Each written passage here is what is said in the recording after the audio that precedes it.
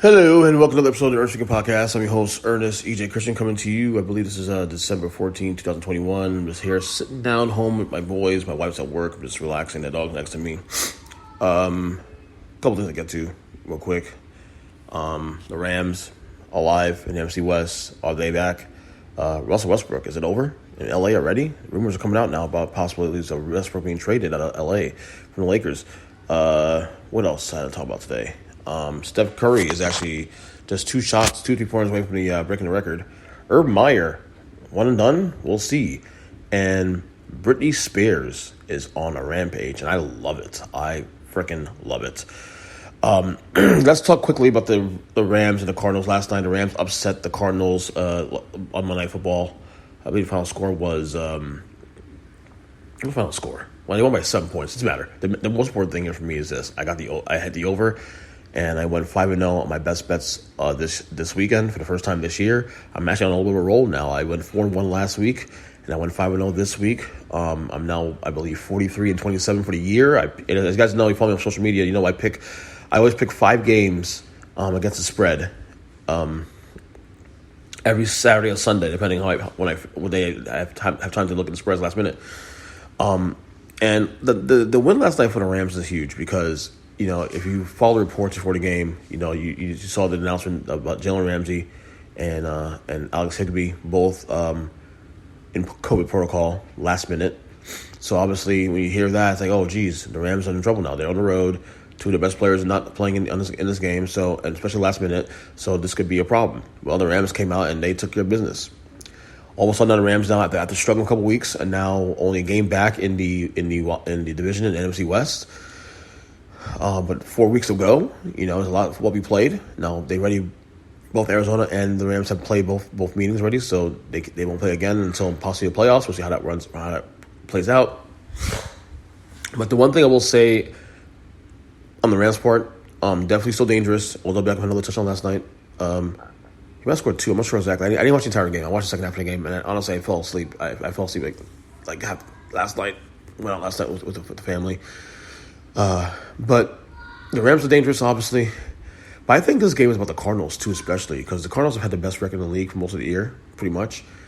But they've had some pretty rough losses also. I mean, they're 10-3 right now. That's obviously a great record. But 3 losses at home, that's not a good look. You know, had the loss against Green Bay early in the year. The same time where Green Bay also was missing Devontae Adams, who's their best player, not named Aaron Rodgers, out with COVID as well, too, and they still aren't able to win that game. You know, they lost a disastrous game to the Cardinals, and not the Cardinals, to the Panthers. Cam Newton's first game, he says, I'm back, and then he proceeds to be trash after that. So you've seen some signs, and people are saying, well, the Cardinals are a good team, but I don't know if I trust them to win the Super Bowl, this and that. And you're seeing those signs being played out now. Now, to be fair, they are still a really great team, and I think they are still dangerous. But you're starting to see a lot of things come out now with this team that you don't know if you can really trust them to close the deal, get to the Super Bowl, you know. And then I think that J.J. Watt injury, honestly, out for the year, back in week 6 got hurt, where it was. I think it's starting to rear its ugly head. Not so much because of the performance on the field, but also the leadership, you know. So I think you look at the NFC West. I still think Arizona wins it. I think they have the better path. They have the easier schedule going forward. But I do think, you know, the bigger picture in terms of the playoffs, in terms of who can make it farther, I mean, it's anyone's ballgame at this point. You know, so if I'm a Cardinals fan, I'm very concerned moving forward about my team. Kyler Murray has not played well on the big stage yet. This is the next step. You know, he's looked like, I won't say Kirk Cousins, but sometimes you have to wonder, he's great on Sundays, but when he has the spotlight, you know, for example, the game against Green Bay was a Thursday night game, and he didn't play well, you know, so can he change the narrative going forward? He has 4 weeks to do that, close the deal. And by the way, all of a sudden now, the Cardinals now went from the best record in the league now to now they are no longer the number 1 seed in the NFC, because right now the Packers now are also 10-3. It also did beat Arizona early in the year, gave them their first loss of the season, is now the number 1 seed in the NFC. So they are now the front runners. So it's going to be fascinating how this plays out. This playoff race in both conferences, AFC and NFC, is very fascinating. So we'll see how things turn out. Check out the Football's Awesome podcast. I'm going to drop that tomorrow on this feed, where the power rankings and of course student game report with Kyle Nash, and then the picks of our week 15 picks with Zach this week. You get all the football you need here. So we got a lot of content on this feed. Get the football show coming every week. You got random interviews with people, conversations. You got the unfiltered, like quick 10-minute, 15-minute bites of content I drop, depending on who's with. Like I just did one with my wife on Friday last week on the Sex and the City reboot. So we got a lot of cool content coming down this feed. Check it out. Share it with your friends. Subscribe on social media. Subscribe on Apple Podcasts. Subscribe on Spotify. Spread the word. We're doing a lot of cool things on this feed, on this podcast. So just support, please. We really do appreciate it. Now, onto the NBA real quick. There are a lot of rumors now about Russell Westbrook, whether or not he is on the trade block. There was a report that came out. Nothing too serious, but there's been some rumblings down behind the scenes. The Lakers have struggled out the gate right now with this super team of LeBron James and Anthony Davis and Russell Westbrook. And you knew that right off the bat that no matter what happened, the big scapegoat would have been Russell Westbrook because of who he is and his personality. Now, right now, the Lakers now are 15-13. They're right now number 6 in the Western Conference. And they've won actually 6 of the last 10 games. And they won the last 2 games. So it's sort of right in the ship to some degree. But there is the thought that this team, this fit, may not be the best fit moving forward. This is not a championship fit. And you can't ignore the fact that LeBron James is getting older. He'll be 37 in 2 weeks. He looks like an older player. I mean, he's still playing. He's still a great player. Let's be clear. LeBron James is still one of the 5 to 7 best players in the NBA right now, no matter how you slice it. But he is not. Obviously you can't expect him to turn on, turn off the way he used to do it in Cleveland and Miami, and even say his first year or two in LA. It's a lot of miles on those tires.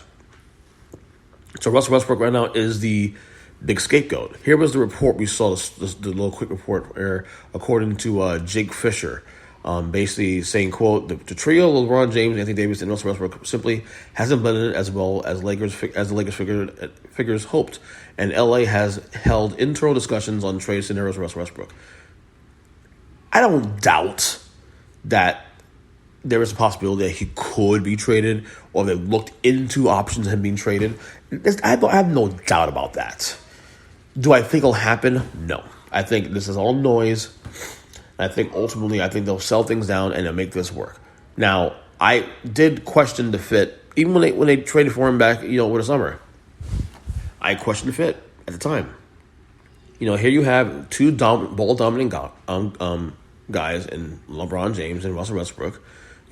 Westbrook's still relatively in his prime, still great, still a fantastic player, but he's a chaotic player, and depending on the fit, it may or may not work. You bring him with LeBron James, he'll be insulated. But again, if this would have happened, say, 5 years ago, I would have said it would have been a better fit. LeBron James is 37 years old. I'm not so sure.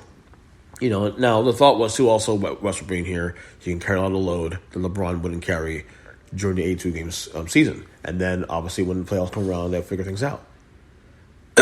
Well, the league has caught up with a lot. The league is better now across the board, East and West. Still really good. The Lakers can't seem to stand out, But again, the one thing against the Lakers right now is this: there is still a lot of time left. We're still only in December. Still got January, got February, got March, and parts of April to right the wrong, And to the credit, they've won 6 to 10 games. So there's been some sort of, okay, let's see if they can continue this path of playing better. But again, you can't keep relying on that. You got to see some more consistency for this team. We'll see where it goes. But I don't expect to be traded, but definitely a story to keep a lookout for. Steph Curry tonight has a chance to break Ray Allen's 3-point record. He's too shy of breaking the record. And I think he'll get it tonight, obviously. Now, to be fair, though, also, like, while this is a really cool thing, he hasn't been very efficient as of late with shooting the ball So something to be a little concerned about. Now the Warriors still win a lot of games, so I'm not going to sit there and say it's a big issue because especially once they get Klay Thompson back and whatnot, they'll be able to fix things going forward. But I expect him to break the record. Also, it'd be a cool deal to do it in New York at the Garden, which is great. my buddy Rob Barnett, host of the Robert James podcast, also co-host of the Minus Wrestling podcast. He's a big Knicks fan. He was tweeted, he goes he's hoping Steph breaks the record because so Reggie couldn't find a hold anymore. Of course, the horrors of Reggie Miller in the Garden doing the things he did there. But yeah, it'd be cool doing the Garden, especially too. It'd be really cool doing the Garden. So we'll see how that goes. I think it'll happen. Back to football real quick. Urban Meyer. The Urban Meyer story is not going away. There's a lot of reports on the weekend about him and whether or not that he'll be there. He'll last this year. There's a thing came out this weekend about him and Marvin Jones, receiver Marvin George, him having issues with him. They sort of work things out to some degree.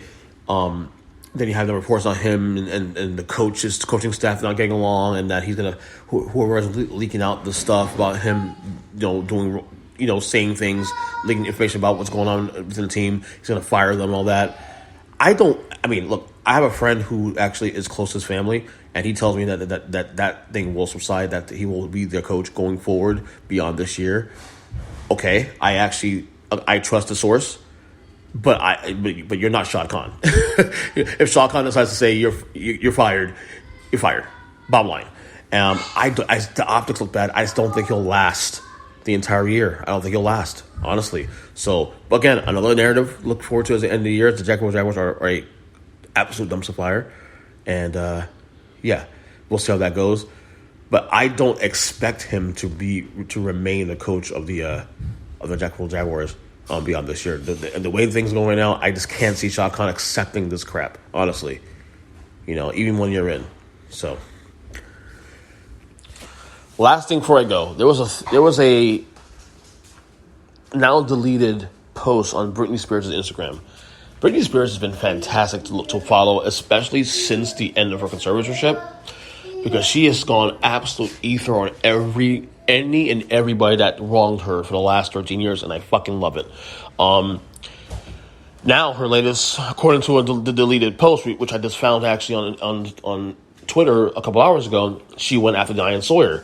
Now, if you remember this, Diane Sawyer is important because Diane Sawyer was the person that interviewed Britney Spears way back when, and back in 2008, I think it was 2009, and asked some really strange questions to Britney Spears, and Britney Spears wasn't able to say things because they didn't let her express the way she wanted to say.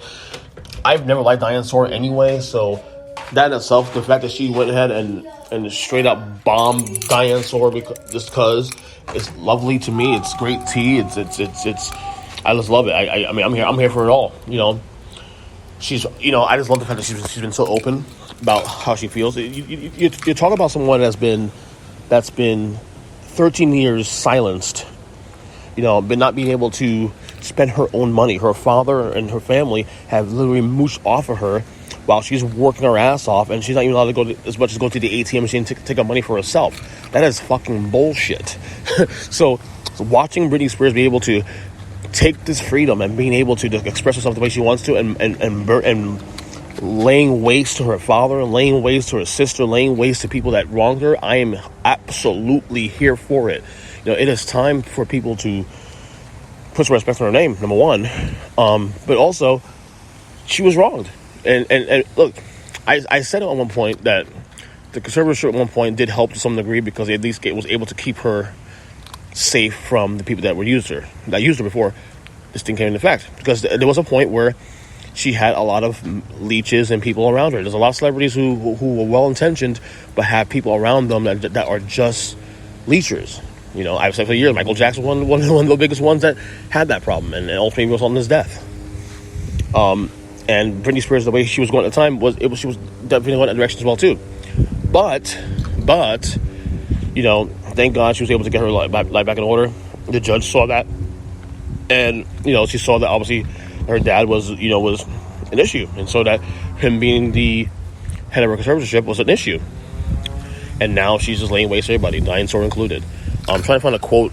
I'm trying to find the actual quote that she said about Diane Sawyer, because it was absolutely fantastic. I'm trying to find it here as I'm trying to stall for time here on the podcast. Give me 1 second. So I actually did retweet it earlier today on my Twitter page as I'm still stalling here.